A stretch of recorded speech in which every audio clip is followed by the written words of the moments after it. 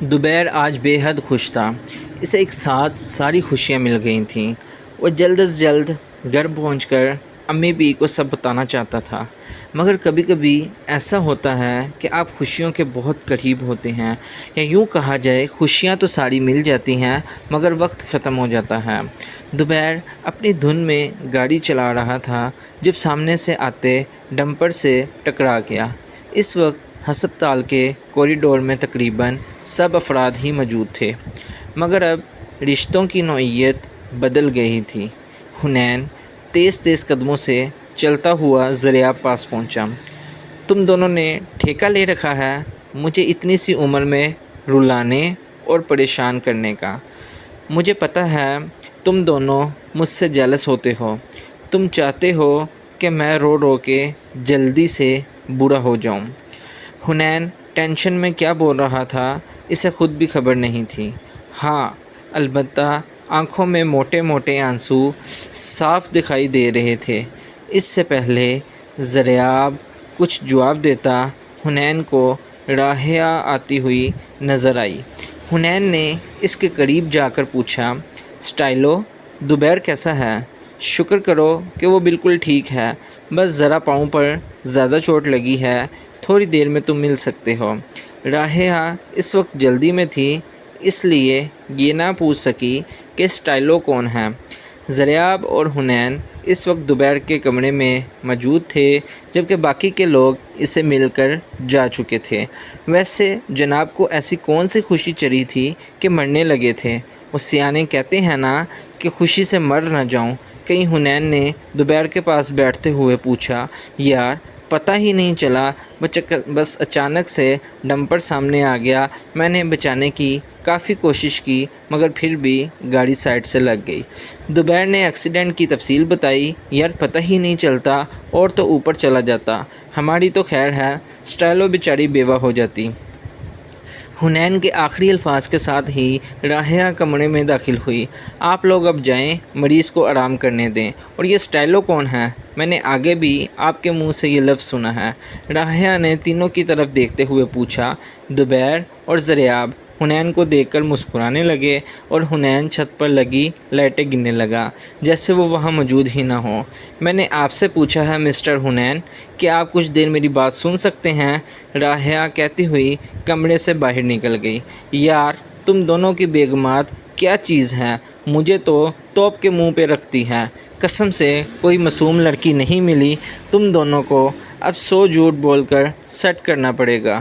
حنین بربراتا ہوا باہر کی طرف جانے لگا۔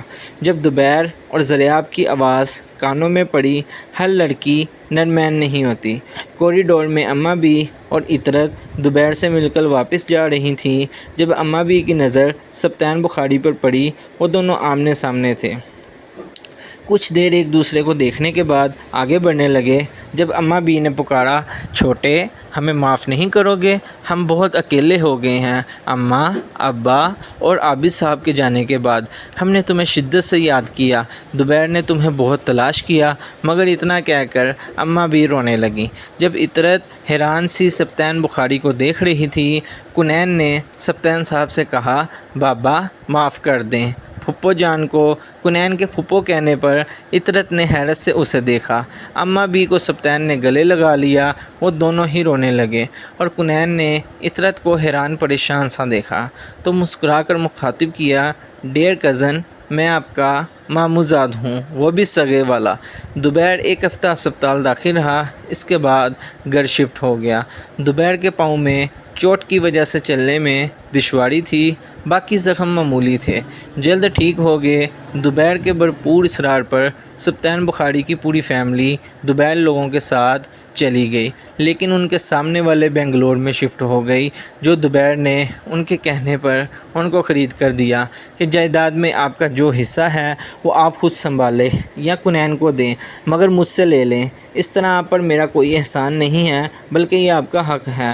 حنین کے یہ پرس بھی کسی لطیفے سے کم نہ تھے۔ ساری کلاس حنین کا ساتھ دیتی۔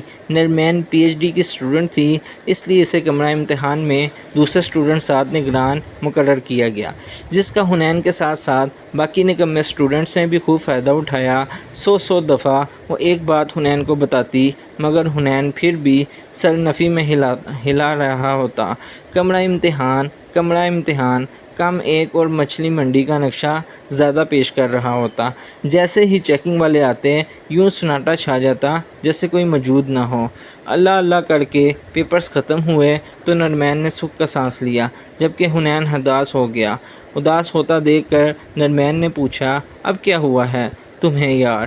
میں اب اس یونیورسٹی سے چلی جاؤں گا، قسم سے یہ سوچ کر میرا دل کو کچھ ہو رہا ہے۔ میں بہت مس کروں گا سب کو۔ حنین واقعی ہی سیریس تھا۔ عطرت کا کنین سے حالہ کا دوبیر سے رشتہ طے پایا۔ دونوں کپل ہی بہت خوش تھے۔ آج حنین کی بارات تھی۔ اس نے مہرون اور گولڈن شیروانی پہنی تھی، جبکہ نرمین کا ڈریس بھی بالکل حنین کے کلر کا تھا اور اس کا انتخاب حنین نے خود کیا تھا۔ رخصتی کے بعد جب نرمین نے اپنے اور حنین کے مشترکہ کمرے میں قدم رکھا تو حیران رہ گئی۔ وہاں کسی قسم کی کوئی سجاوٹ نہیں تھی۔ کمرہ بالکل اپنی عام حالت میں تھا، جسے دیکھ کر نرمین کو دکھ لگا، مگر اس نے ظاہر نہیں کیا۔ غزالہ بیگم نے نرمین کو بہت پیار سے بیڈ پر بٹھایا اور کہا، ہمیں حنین نے کمرہ سجانے نہیں دیا۔ تمہیں تو معلوم ہے وہ اپنی بات منوا کر چھوڑتا ہے۔ اگر ہم سارا گھر سجا سکتے ہیں تو کمرہ کیوں نہیں؟ اتنی دیر میں حنین موبائل پر بات کرتا ہوا کمرے میں داخل ہوا اور مسکراتے ہوئے غزالہ بیگم اور نرمین کے درمیان آ کر بیٹھ گیا۔ موم، میک اپ میں آپ کی بہو بہت پیاری لگ رہی ہیں۔ حنین کی شرارت سمجھ کر نرمین اور غزالہ بیگم ہنسنے لگی۔ میری بیٹی بغیر میک اپ کے بھی مجھے بہت پیاری لگتی ہے، غزالہ بیگم نے نرمین کی طرف محبت بھری نظروں سے دیکھتے ہوئے کہا۔ موم، یہ غلط بات ہے۔ صرف میں آپ کا بیٹا ہوں اور کوئی بیٹی نہیں آپ کی۔ یہ بہو ہے، اسے بہو ہی سمجھے۔ ہمارے ہاں اس لیے گھر خراب ہوتے ہیں کہ ہم ایک دوسرے سے غلط امیدیں رکھتے ہیں۔ یہ بہو ہے اور ساری زندگی بہو ہی رہے گی۔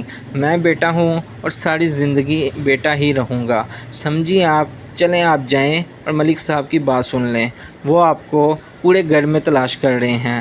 ایک تو آپ نے ان پر پتہ نہیں کون سا جادو کیا ہوا ہے، ہر وقت آپ کے پیچھے پڑتے رہتے ہیں۔ ویسے بھی کباب میں ہڈی بننا بری بات ہے۔ حنین نے آنکھ مارتے ہوئے اپنے موبائل پر میسج چیک کیا، جبکہ غزالہ بیگم ڈھیروں دعائیں دیتی وہاں سے چلی گئیں۔ غزالہ بیگم کے جاتے ہی حنین نے جلدی سے روم لاک کیا اور دراز سے کچھ پیپرز نکال کر نرمین کے آگے رکھے۔ یار نرمین، مجھے کہیں جانا ہے، تم پلیز یہ پیپرز فل کر دو۔ تمہیں تو ایسے فارم فل کرنے میں مہارت ہے۔ اور پین نرمین نے ہاتھ میں دیا۔ ویسے بہت افسوس کی بات ہے، نہ تم نے مجھے منہ دکھائی دی اور نہ ہی میرا کمرہ سجایا۔ تمہیں ذرا خوشی نہیں میرے آنے کی؟ نرمین نے پیپرز اور پین لیتے ہوئے گلہ کیا۔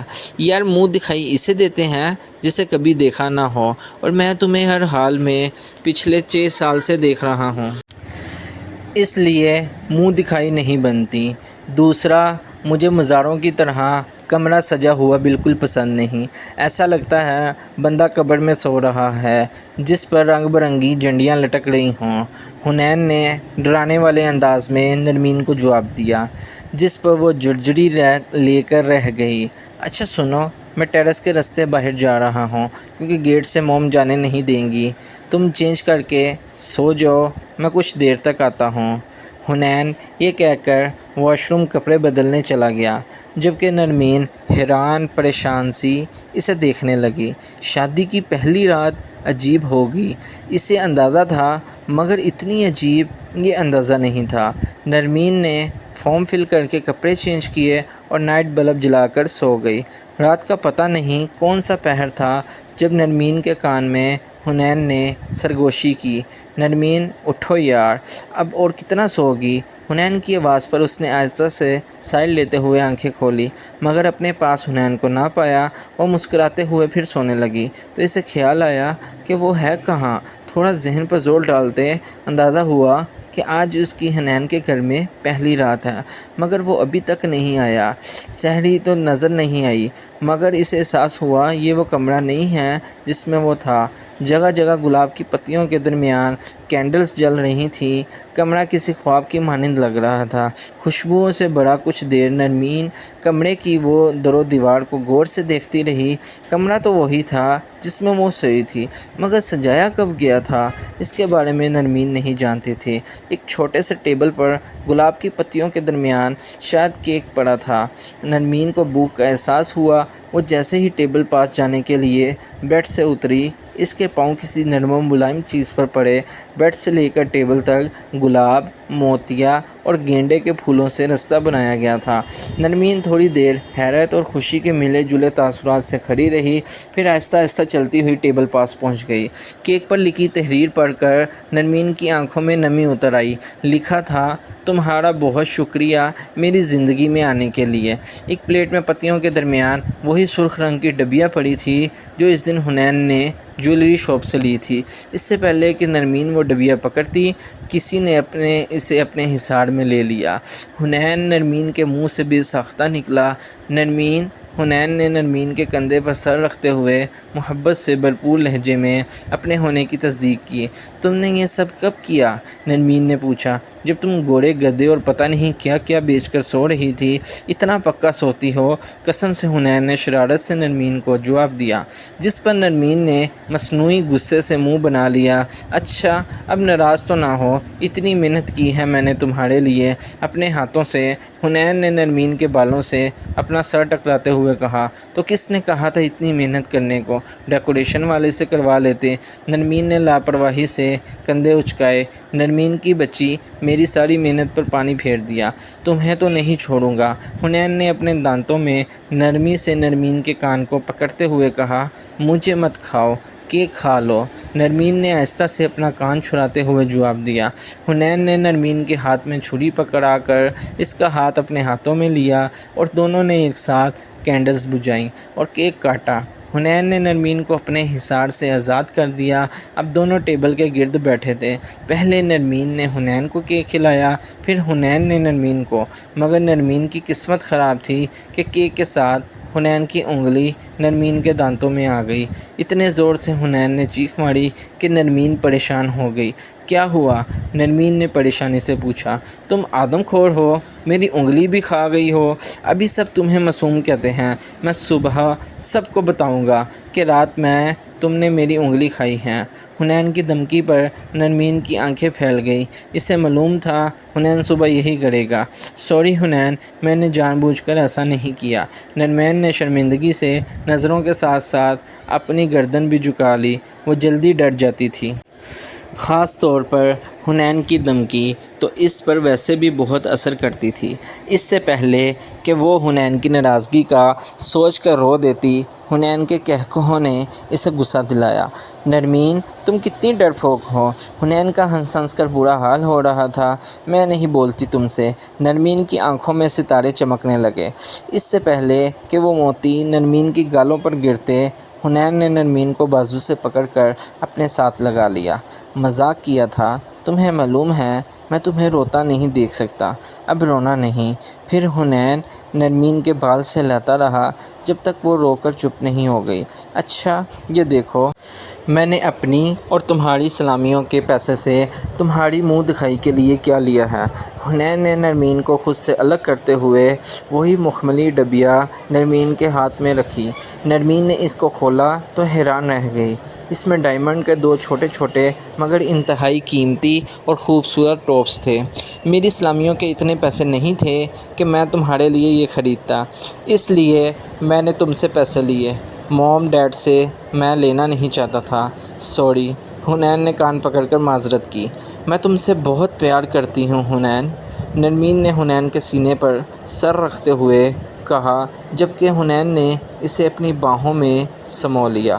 بے شک محبت دونوں پر مہربان تھی۔ آج سے انہیں شروع سے۔ صبح حنین نے ناشتے کی ٹیبل پر بیٹھتے ہوئے کہا، پتہ ہے موم، رات نرمین نے میرے ساتھ کیا کیا؟ حنین کا اتنا کہنا تھا ملک صاحب کو کھانسی لگ گئی۔ نرمین بیچاری اپنی پلیٹ پر پہلے سے زیادہ جھک گئی، جبکہ غزالہ بیگم نے غصے سے کہا، حنین کبھی تو اپنی بکواس بند رکھا کرو۔ موم آپ سنیں تو صحیح کہ کیا ہوا تھا۔ حنین نے احتجاج کیا، جس پر بیگم غزالہ نے جواب دیا، ہم نے کچھ نہیں سننا، بس تو چپ کر جا۔ اس کے بعد حنین نے ہوٹل میں ولیمے پر ضریاب اور زبیر کو اپنے اوپر ہونے والے ظلم کے بارے میں بتانا چاہا، مگر کوئی سننے کو تیار نہ تھا، کیونکہ حنین سے کچھ امید نہ تھی کہ کیا بتائے گا۔ البتہ حنین نے اپنی ذاتی کوششوں سے انہیں اپنی انگلی کا بتا کر اپنی شامت کو خود آواز دی۔ ضریاب اور زبیر نے ٹکا کر حنین کی کلاس لی اور خوب انجوائے کیا۔ حنین کی شادی کے بعد زبیر اور کنین کی شادی ہوئی، پھر چاروں کپل ایک ساتھ ہنی مون پر گئے۔ ہنی مون میں نرمین کا پلہ کافی بھاری رہا، کیونکہ جو نرمین کہتی ضریاب اور زبیر فوراً اس کی حمایت میں بول پڑتے۔ عطرت اور ماہنور بھی نرمین کا ساتھ دیتی۔ یوں حنین کی بولتی بند ہو جاتی اور نرمین ووٹنگ میں جیت جاتی، جبکہ کنین اور حالہ کسی چیز میں ان کی نوک جھوک کو انجوائے کرتے۔ سب سے پہلے اللہ نے حنین کو نعمت سے نوازا۔ بقول حنین کے اللہ بندے کی نیتیں دیکھ کر دیتا ہے، بے شک، اور یہ پوائنٹ ہمیشہ کے لیے یاد رکھنے والا تھا، جسے ضریاب نے ہنس کر برداشت کر لیا۔ حنین کا بیٹا بالکل شکل اور عادات میں حنین پر تھا، بلکہ یہ کہنا درست ہوگا کہ اس سے بھی 4 ہاتھ آگے تھا۔ حنین نے اس کا نام اپنے نام سے ملا کر حمین ملک رکھا تھا۔ ملک صاحب اور غزالہ بیگم کی آنکھوں کا تارا تھا۔ جدھر سے حمین گزرتا پتہ چلتا تھا کہ حمین گزر کر گیا تھا۔ سب کا لاڈلا تھا، کسی کے قابو نہیں آتا تھا، صرف حنین ہی اسے قابو کر سکتا تھا۔ نرمین حمین سے سخت تنگ تھی، اس نے زندگی میں اتنا شرارتی بچہ نہیں دیکھا تھا۔ کبھی کبھی تو وہ رو بھی پڑتی تھی کہ جبکہ حنین اپنے بچے پر بہت خوش تھا۔ اس کا کہنا تھا، میرا بچہ ہے اور پتہ چلتا ہے کہ حنین ملک کا بیٹا ہے، میں نے سوچا تھا میرا بیٹا میرا جیسے ہوگا۔ ایک دن نرمین نے دکھ سے حمین کو شرارت کرتا دیکھ کر کہا، نرمین تم ہمت مت ہارو، کوشش جاری رکھو، دیکھو محمود غزنوی نے بھی سومناتھ کو فتح کرنے کے لیے 17 حملے کیے تھے اور بالآخر کامیاب ہوا۔ مجھے لگتا ہے اگر تم نے محنت جاری رکھی تو 17واں بچہ تم پر ہوگا۔ حنین کے جواب پر نرمین نے پاس پڑا کشن پورے زور سے حنین کو مارا، لیکن اللہ نے نرمین کی جلدی سن لی۔ حمین کے 3 سال بعد اللہ نے نرمین کو ایک اور بیٹا دیا، جو بالکل نرمین پر تھا، سانولا سا پرکشش آنکھوں والا۔ حنین نے نرمین سے کہا، کیونکہ یہ تم پر ہے اس لیے تم ہی اس کا نام رکھو۔ نرمین نے اس کا نام موسیٰ ملک رکھا، جس پر حنین نے خوب شور مچایا، تم میرے حمین کو فرعون سمجھتی ہو، اس لیے تم نے اپنے بیٹے کا نام موسیٰ رکھا ہے۔ حنین کے ہاتھوں بیچارے موسیٰ کی خوب پٹائی لگتی، جس وجہ سے نرمین ہمیشہ موسیٰ کو اپنے ساتھ رکھتی، اور وقت گزرنے کے ساتھ ساتھ وہ نرمین کا لاڈلا بن گیا۔ موسیٰ کے 2 سال بعد اللہ نے حنین کو ایک بیٹی دی جو بالکل حنین پر تھی، اس کا نام حنین نے رامین ملک رکھا۔ یہ تو تھی، اس ضریاب نے ماہنور کے تقریباً سارے خواب پورے کیے، پوری دنیا کی ہر سال اسے عمرے کے لیے لے کر جاتا۔ اللہ نے ضریاب کو 5 سال بعد ایک بیٹی دی جو شکل و صورت میں ماہنور پر تھی اور عادات ضریاب پر۔ ضریاب نے اس کا نام علی خان رکھا۔ یہ بچی بڑی ہو کر اتنی ذہین اور مغرور نکلی، اس کی ٹکر حمین ملک سے رہتی۔ ضریاب کو اللہ نے اولاد نہیں دی، جس کا ماہنور کو بہت دکھ تھا، پہلے اس کا غم اور اب بیٹے کی کمی۔ زبیر اور رحیہ کے 2 جڑواں بیٹے تھے، سید ارتضیٰ مرتضیٰ حسین شاہ، جبکہ عطرت اور کنین کی ایک بیٹی اور ایک بیٹا تھا۔ یہ 3 ساتھ مزید ایک دوسرے کے قریب آتے گئے، ایک دوسرے کے ساتھ خوب گپ شپ ہوئی، ان کی آنکھوں کا تارا تھا۔ پنڈی اسلام آباد کے لوگ ایک اور حنین کے بعد اسلام آباد ایئرپورٹ پر لندن کی فلائٹ لینڈ کرتی ہے۔ بہت سارے لوگوں کے ساتھ ایک 24 سال کا خوبصورت نوجوان بھی اترتا ہے، 5 لاکھ کا برانڈڈ سوٹ، برانڈڈ گھڑی، جوتے پہنے اور موبائل ہاتھ میں لیے، 1 لاکھ کے ساتھ آنکھوں پر بلیک گلاسز لگائے، ایک ہاتھ سے اپنا سفری سامان گھسیٹتے ہوئے دوسرے بازو پر اپنا کوٹ ڈالے، شان بے نیازی سے چلتا ہوا کلیئرنس تک پہنچا۔ ریسیپشن پر موجود لڑکی نے مؤدبانہ انداز میں آپ کا نام، گلاسز اتارتے اپنی گول مٹول آنکھوں میں شرارتی مسکراہٹ انتہائی غرور سے دیتے ہوئے نوجوان بولا، I am Hamin Malik, son of Hunain Malik. London سے وکالت کی ڈگری کر کے آنے والا یہ نوجوان، جس کا باپ حنین حمین ملک کو کبھی کسی نے دلالی میں نہیں ہرایا تھا تو پھر حمین جو کہ باقاعدہ ڈگری ہولڈر تھا کس سے ہار جاتا؟ ناممکن۔ اس نوجوان نے اسلام آباد کے لا چیمبر میں طوفان برپا کرنا تھا۔ اسلام آباد ایئرپورٹ سے نکلتے ہی ہوائیں بتا رہی تھیں ہچکیاں محبت کی ناول کا پہلا سیزن آج اپنے اختتام کو پہنچا۔ امید ہے ناول آپ کو بہت پسند آیا ہوگا۔ اگر پسند آئے تو چینل کو سبسکرائب لازمی کیجیے گا، ویڈیو کو لائک اور شیئر ضرور کیجیے گا، اپنے فرینڈز اور فیملی ممبرز میں ضرور شیئر کیجیے گا۔ ملتے ہیں کل ایک نئی ویڈیو کے ساتھ، تب تک کے لیے اپنا بہت سارا خیال رکھیے گا اور مجھے دعاؤں میں یاد رکھیے گا۔